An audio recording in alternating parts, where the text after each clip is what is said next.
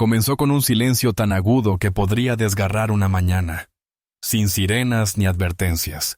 Solo una camioneta negra avanzando lentamente por una tranquila calle suburbana, con las ventanas tintadas como si fueran secretos, y su matrícula invisible para la base de datos de la patrulla local. El agente, un policía experimentado con pasado militar, golpeó el costado de su pistolera al recibir la alerta. Posible coincidencia vehicular relacionada con un robo ocurrido horas antes. Misma marca, mismo color.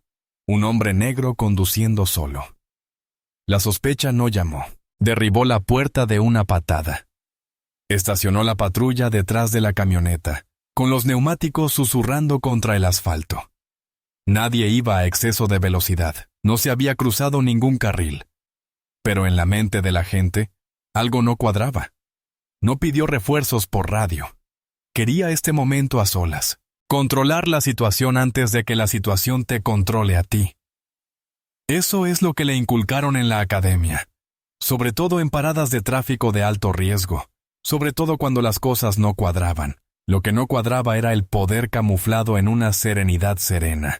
Envuelto en un traje y silencio. Las manos del conductor aferraban el volante con firmeza. Pero la voz de la gente se quebró por el altavoz. «¡Salga del vehículo ahora!».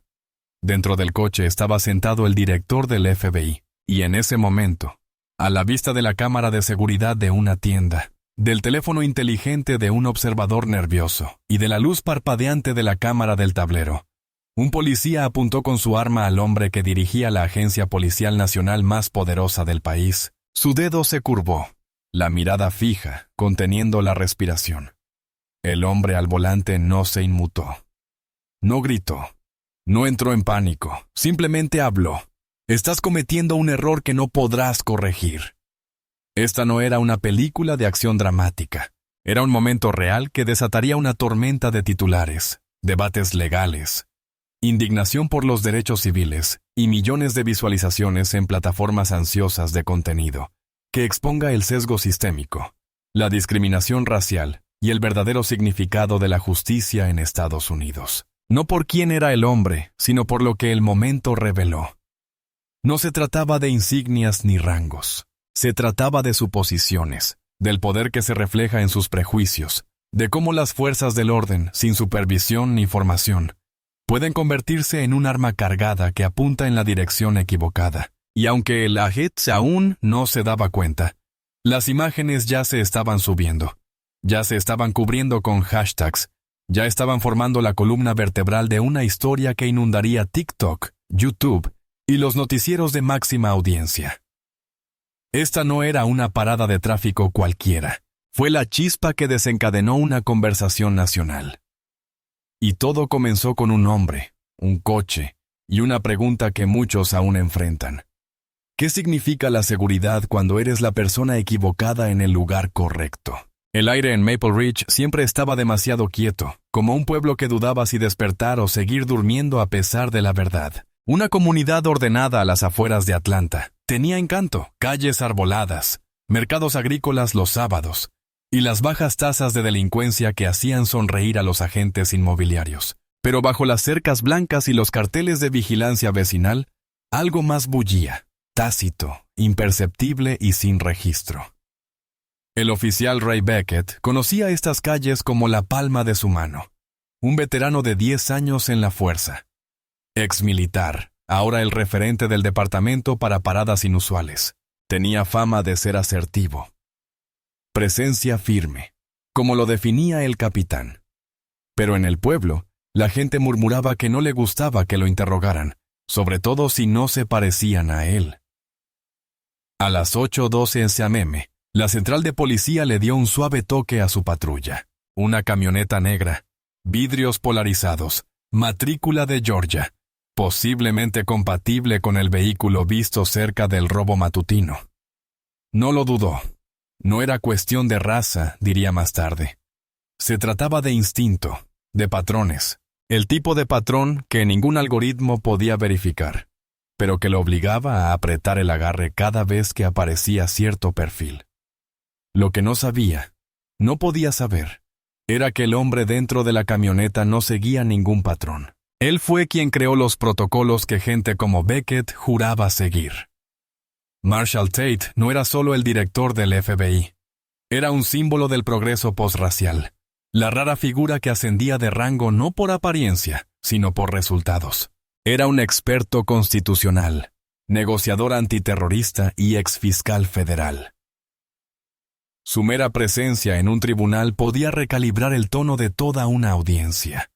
Pero el poder no se exhibe públicamente. Conducía silenciosamente, con las ventanas tintadas y el GPS apagado. Esa mañana, había decidido conducir él mismo a una reunión confidencial con el gobernador de Georgia.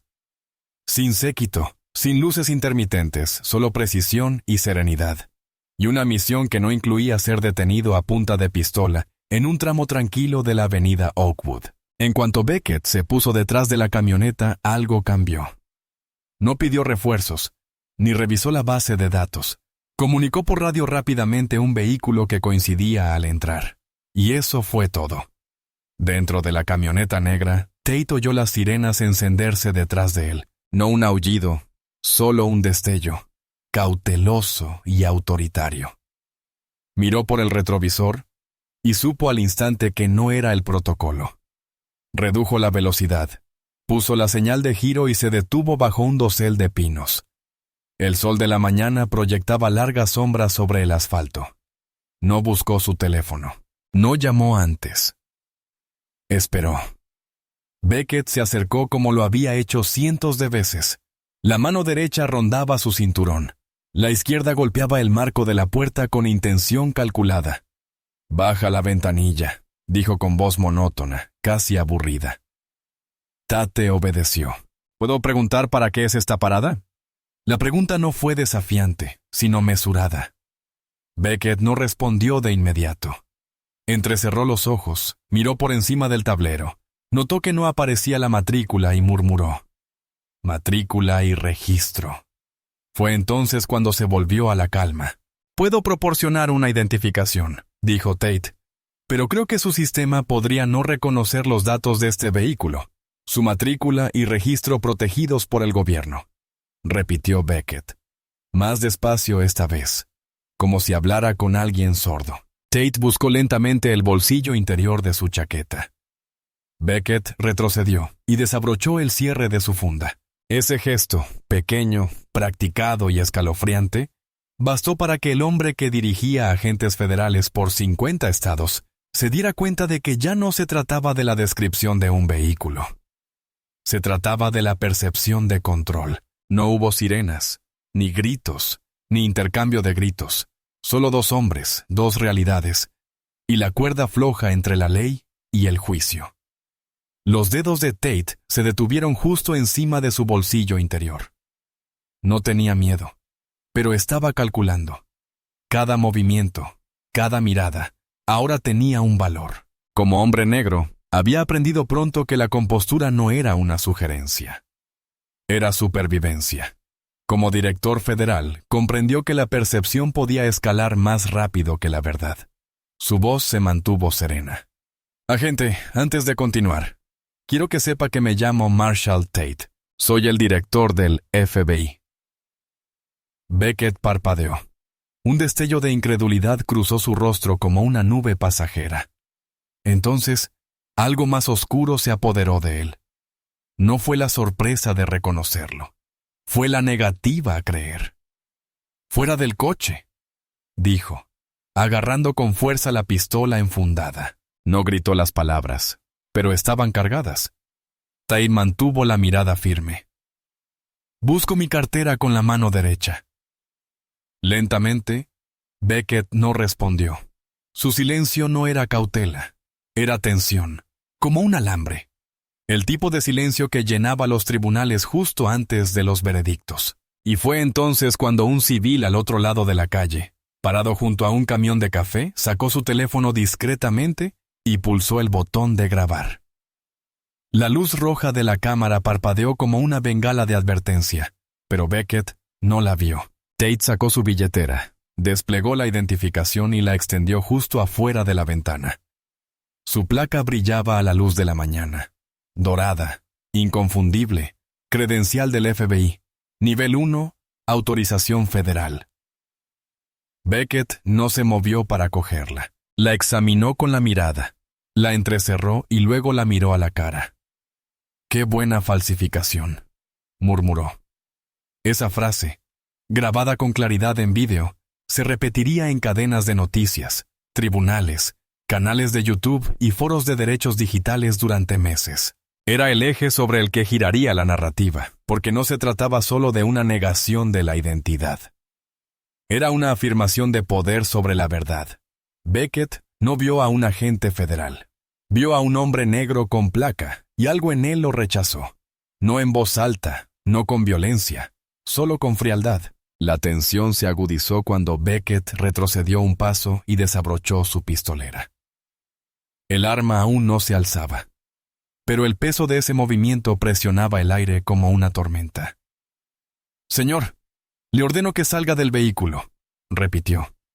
«Verificaremos su identidad en la comisaría». Tate se quedó quieto. Su voz, al oírla, era baja y cortante. «Eso no será necesario, y si desenfunda el arma, será responsable de cada segundo que siga». Por primera vez Beckett dudó. Un destello de conflicto, duda quizás. Pero el ego es una peligrosa segunda opinión. «¡Fuera ya!», dijo más alto, y esta vez el arma salió de la funda. La cámara del otro lado de la calle siguió grabando. Dentro de la camioneta, Tate presionó un discreto interruptor de pánico cerca de la columna de dirección. Un aviso silencioso se envió al equipo de respuesta regional del FBI. A 5 cuadras de distancia, un suburbano a oscuras cobró vida. Los agentes que estaban dentro desconocían quién corría peligro, solo que su director había activado una alerta de alto riesgo. En Oakwood, el mundo seguía en movimiento. Un ciclista pasaba en bicicleta, con auriculares puestos, ajeno a todo. Un perro ladraba desde un porche. Y al otro lado de la calle, una adolescente transmitía en vivo el enfrentamiento bajo el título «Algo está pasando». Un hombre de traje a punta de pistola. Maple Ridge. En 6 minutos, ese video estaría en Twitter. En 15, en Reddit, y en 24 horas, en todos los principales medios, desde CNN hasta el Daily Wire. Pero en ese momento, todo eso aún estaba en el futuro. En ese momento, lo único que importaba era la distancia entre un arma cargada y un hombre que representaba la ley suprema del país, y la aterradora pregunta de si esa ley podría protegerlo cuando no llevaba uniforme. Los nudillos de Beckett se apretaron alrededor de la empuñadura de su arma, con el sudor resbalándole por la nuca como si su cuerpo percibiera lo que su orgullo se negaba a admitir. Había cruzado la línea. Pero cruzarlo no fue lo que lo inquietó, fue la compostura del hombre. El director Tate permaneció sentado, con las manos a la vista y una postura firme. No había rastro de pánico, ni súplica, solo una quietud que desafiaba todo lo que Beckett esperaba de una parada sospechosa. Y ese desafío, silencioso, digno, fue como gasolina para la vacilante sensación de control de Beckett. El agente se acercó. El cañón apuntó justo desviado hacia el parabrisas. Advertencia final. ¡Salgan ya! Tate no se inmutó, pero lo que sí hizo, lenta y deliberadamente, fue girar la cabeza y mirar a Beckett a los ojos. No era una mirada de miedo ni de ira. Era una advertencia envuelta en paciencia. «Te están grabando», dijo Tate, «al menos desde 2 ángulos que puedo contar. Así que, hagas lo que hagas a continuación. Asegúrate de que sobreviva a la reproducción». Beckett parpadeó. Su mente captó lo que su adrenalina había difuminado. La adolescente del otro lado de la calle, aún con el teléfono en la mano, hablaba por el micrófono. Sigue sonando. Tiene placa. No grita. La policía está enloqueciendo. En ese momento, la situación trascendió a los 2 hombres. Se convirtió en un espectáculo. Y el espectáculo tiene consecuencias en la era de la rendición de cuentas digital, en tiempo real. Palabras clave. Ricas en RPM. Mala conducta policial. Control de tráfico ilegal, discriminación racial ya se estaban escribiendo en etiquetas y títulos, sin que ninguno de los dos lo supiera. Beckett retrocedió medio paso, murmurando por el micrófono de hombro. El sujeto no cumple. Posible impostor federal. Solicitando autoridad inmediata para arrestar. Hizo una pausa, sin saber qué decir. Nada de eso encajaba porque si reconocía la placa, tendría que admitir que había escalado la situación contra un oficial del gobierno federal a punta de pistola sin causa comprobada. Y si no lo hacía, sería arrestado por ignorar una identificación legítima. Sus siguientes palabras fueron huecas. «¡Quédate en el coche!», como si Tate se hubiera movido.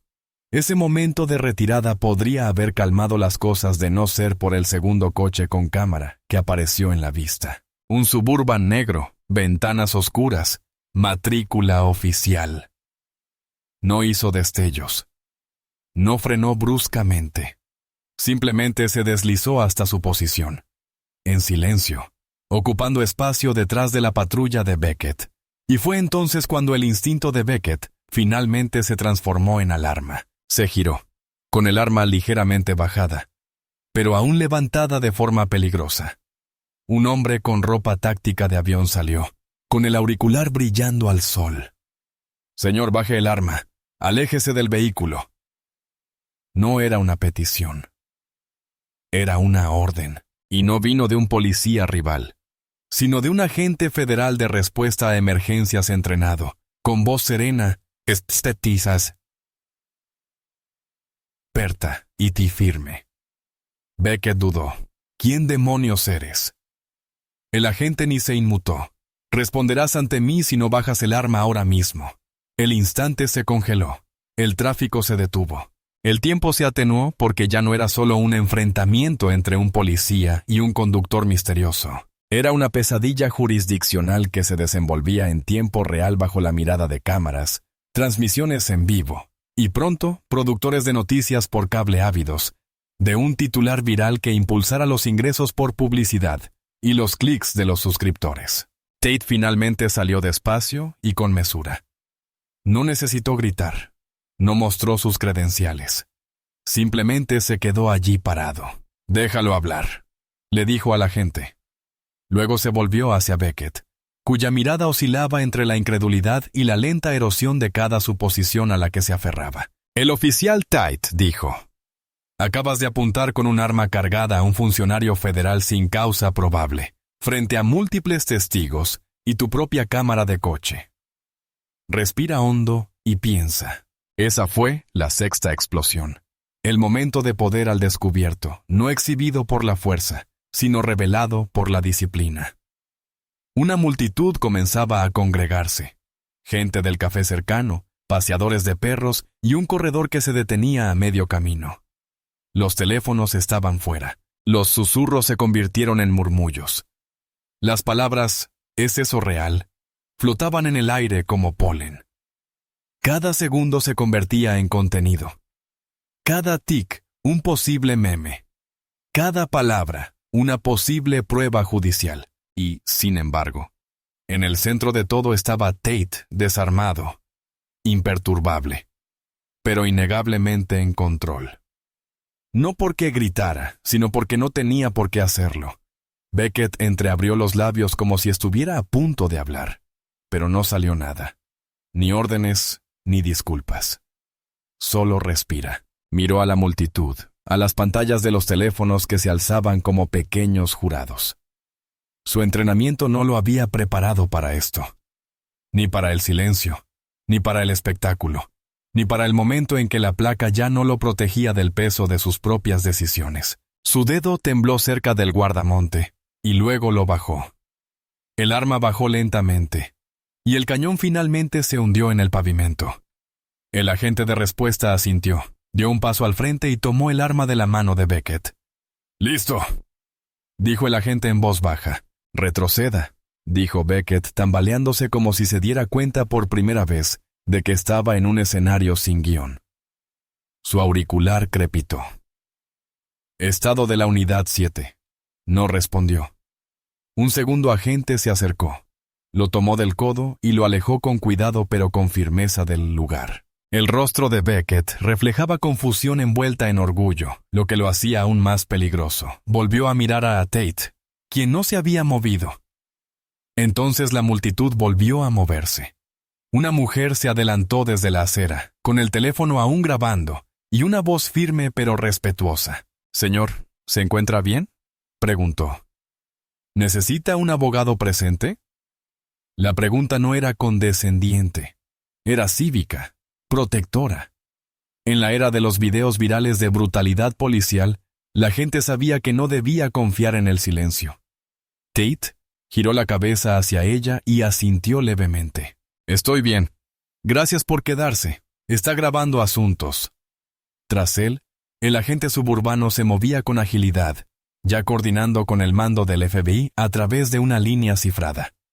En cuestión de minutos, otro vehículo del gobierno sería enviado para escoltar a Tate hasta la reunión del gobernador. Ahora, una prioridad menor que la contención de este momento. Pero para Tate, la contención no era el objetivo. La exposición sí lo era. No se trataba solo de limpiar su nombre. Se trataba de poner ante un espejo la mecánica del poder. Pasó junto a Beckett, quien ahora estaba sentado en la parte trasera de una patrulla. Esposado, ya no era un agente, sino un sospechoso. Esa séptima explosión no fue ruidosa, fue interna. La caída de la autoridad no se marcó con un sonido. Lo marcó el clic de una puerta al cerrarse y la quietud de un hombre que finalmente comprendió que su placa no lo protegía de sus actos. Beckett no habló al pasar Tate. No suplicó. No gritó. Simplemente bajó la mirada, quizás por primera vez en años, y se vio como otros lo habían visto siempre. Un hombre que tenía la ley, pero no la justicia. Y entonces, la octava chispa. Las furgonetas de los medios de comunicación. Llegaron rápidamente, avisados por transmisiones en vivo, hashtags, etiquetas de ubicación y alertas en tiempo real. En 30 minutos, una filial local de ABC ya tenía tropas en el terreno. Un funcionario federal desarmado fue retenido a punta de pistola durante una parada de rutina. Se leería más tarde en el Chirón. Pero quienes estaban en el lugar sabían que no era una rutina.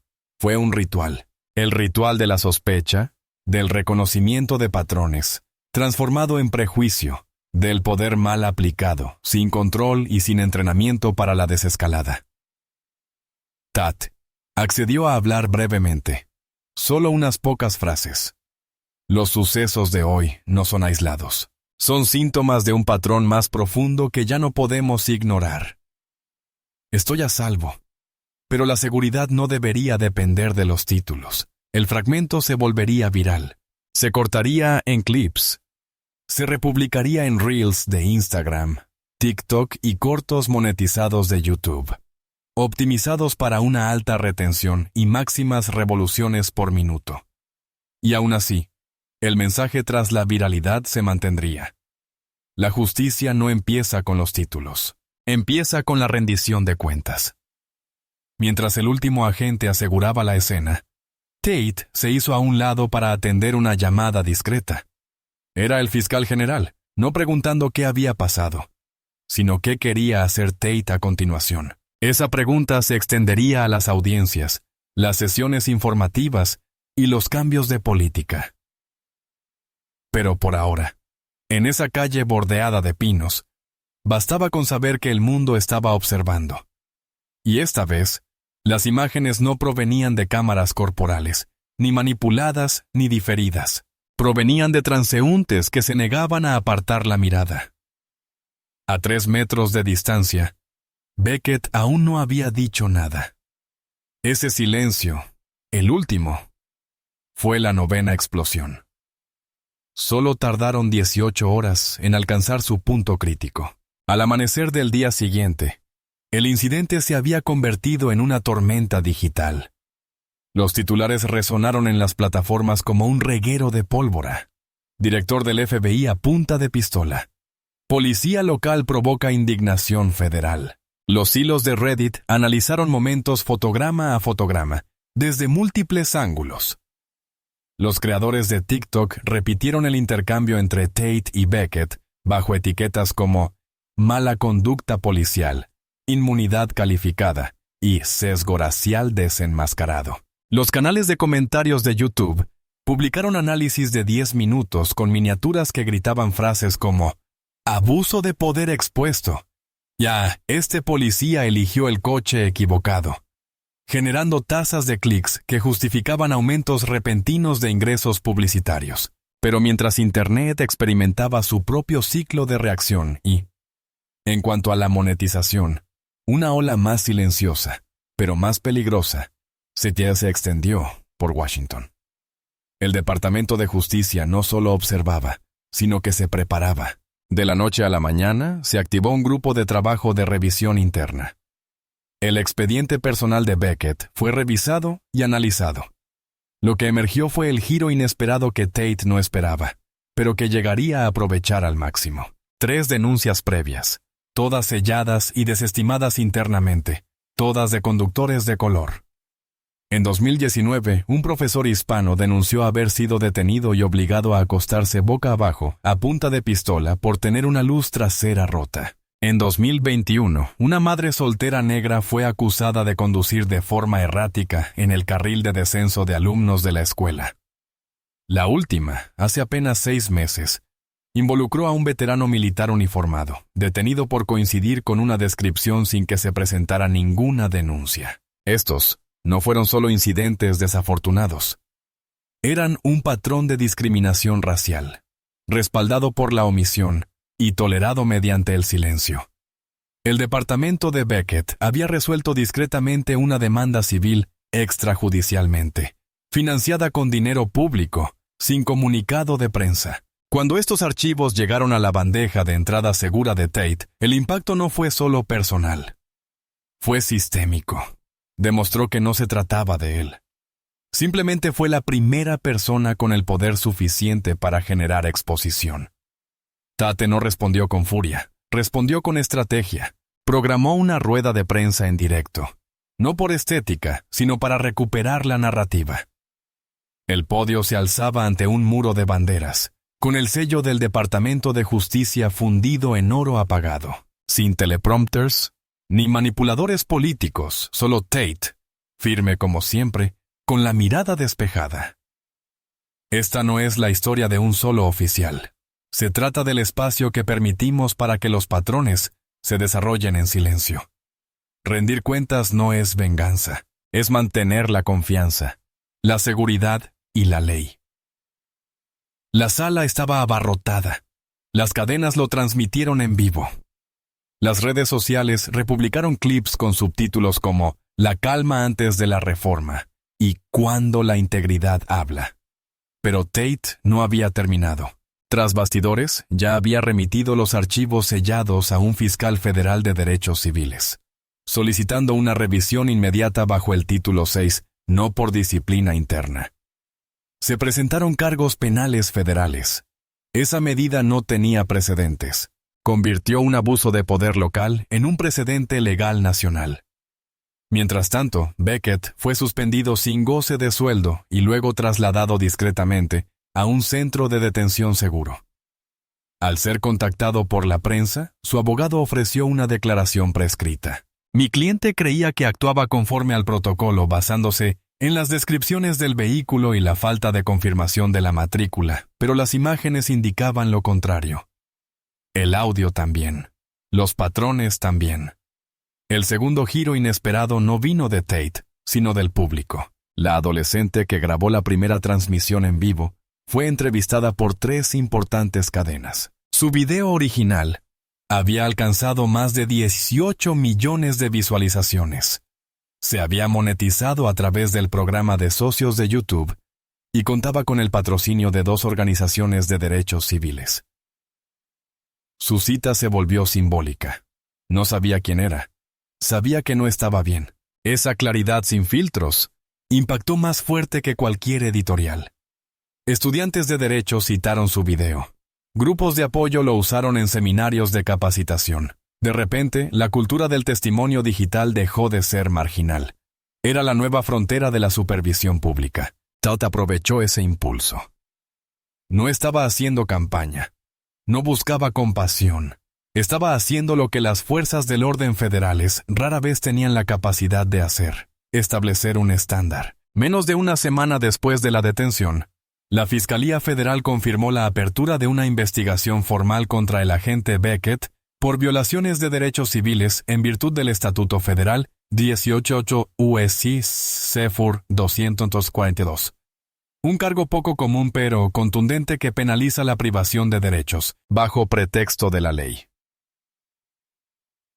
Causó conmoción en las fuerzas del orden, no porque nunca se hubiera hecho, sino porque se estaba haciendo con pruebas recopiladas no por cámaras oficiales, sino por la ciudadanía. Los documentos digitales eran irrefutables, sin manipulaciones ni ediciones. Solo una cronología que mostraba una escalada sin causa y un abuso de autoridad bajo un tenue velo de sospecha. Mientras tanto, Tate no había terminado. En una acción inesperada, solicitó personalmente testificar ante el Comité Judicial del Senado, no como víctima, sino como líder de las fuerzas del orden, dando la voz de alarma. La sala estaba repleta de legisladores, la mayoría de los cuales no esperaban que el director del FBI adoptara una postura tan pública. Sus palabras de apertura fueron directas. Tenemos mecanismos para la justicia, pero no para detener la constante erosión de la confianza entre los agentes y el público. Esa erosión ocurre cuando el silencio protege los prejuicios, cuando las imágenes sustituyen a la reforma, y cuando las disculpas llegan mucho después de que el daño ya está hecho. No mencionó a Beckett. No tenía por qué hacerlo. Para entonces, todo el país conocía la historia. Legisladores de todos los partidos asintieron en silencio. Incluso aquellos reticentes a aceptar la crítica sistémica no podían negar las imágenes, el rastro de evidencia, los datos. No se trataba de política. Era una prueba. Simultáneamente, ciudades de todo el país comenzaron a reevaluar sus protocolos locales. Departamentos de Chicago, Denver y Raleigh anunciaron auditorías de políticas. La capacitación en reconocimiento de sesgos y las juntas de revisión de escalada se convirtieron en los nuevos términos que inundaban los presupuestos municipales. Los líderes de los sindicatos policiales aparecieron en televisión nacional, algunos a la defensiva, otros con un optimismo cauteloso. Un comentario notable provino de un jefe de Florida. Si esto le puede pasar al director del FBI, ¿qué dice eso sobre la seguridad que siente la persona promedio? La respuesta de Tate llegó durante una entrevista con PBS NewsHour. El video fue tendencia en todas las plataformas, no por su dramatismo, sino por su claridad. No hay que temer a las fuerzas del orden, pero éstas sí deberían temer la falta de rendición de cuentas. En 48 horas, esa cita se convirtió en un llamado a la acción en escuelas, grupos de defensa e incluso comunidades religiosas. Pero en medio de este cambio de rumbo nacional, Beckett permaneció solo en una celda, esperando la acusación. Las entrevistas con sus colegas pintaron un retrato turbio. Competente pero rígido, respetado por algunos, temido por otros. Ninguno defendió abiertamente sus acciones. Un agente anónimo confesó que sí siempre creyó que debía controlar la situación antes de que ésta lo controlara a él, pero a veces nunca le correspondía controlarla. El giro final llegó en forma de demanda, no de Tate, sino de los otros 3 civiles previamente perfilados por Beckett. Sus casos, una vez resueltos o enterrados, cobraron nueva vida. Los abogados presentaron una demanda colectiva conjunta alegando conducta discriminatoria y detención ilegal.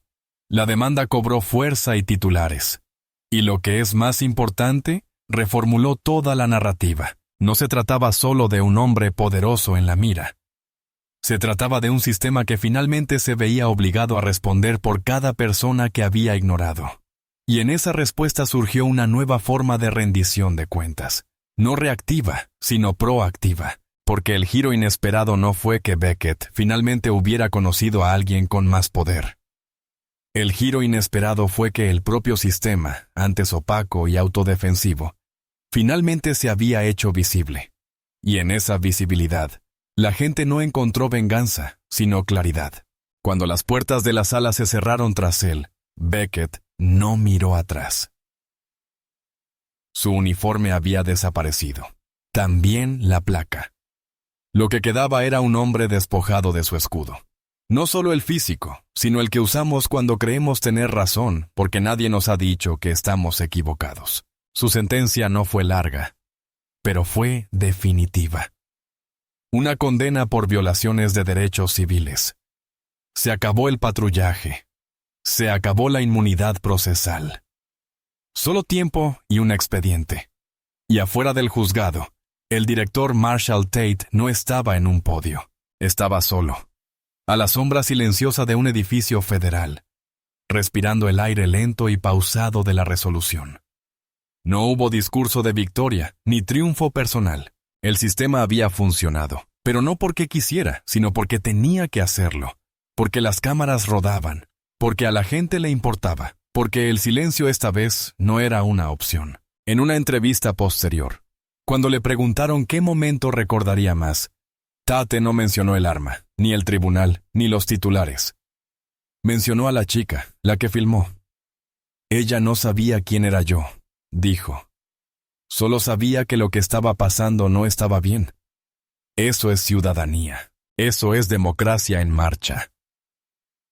No se trataba de opiniones virales, ni de hashtags de justicia. Se trataba de conciencia. Beckett, mientras tanto, no concedió entrevistas, se negó a apelar, pero salió a la luz una carta, filtrada de una entrada de su diario durante su detención. En él, escribió: creía estar defendiendo al público. Ahora veo que estaba defendiendo mi miedo. No había excusa, ninguna disculpa dramática, solo un hombre que empezaba a mencionar precisamente lo que envenenaba sus decisiones. Sesgo indiscutible, autoridad sin control. En los meses siguientes, la reforma política se extendió lenta pero firmemente. Los departamentos instalaron comités de revisión independientes. Las detenciones de tráfico requieren justificaciones de cámaras corporales. El programa de entrenamiento cambió del dominio a la desescalada, del protocolo a la preparación psicológica. Tate continuó su servicio no con amargura, sino con claridad. Habló en universidades, se reunió con líderes cívicos y ayudó a redactar un proyecto de ley bipartidista que asignaría subvenciones federales a los departamentos de policía, priorizando la policía comunitaria y la educación sobre sesgos implícitos. Pero la moraleja no solo se inscribió en las políticas, resonó en los hogares, en las aulas, en las conversaciones discretas entre padres e hijos sobre qué es la justicia y, sobre todo, cómo se siente. Porque el final no trataba sobre el castigo de Beckett, trataba sobre los millones de personas que vieron, escucharon, reflexionaron y se preguntaron: ¿qué habría hecho yo? Hay una frase en el discurso de Tate ante el Senado que nunca llegó a los titulares, pero que quedó en la transcripción. Una frase no destinada a ser aplaudida, sino a ser recordada. El verdadero poder no reside en la capacidad de infundir miedo. Es la valentía de enfrentarse al espejo antes de que alguien más lo levante. Ese espejo fue levantado. El mundo se miró, y esta vez no apartó la mirada.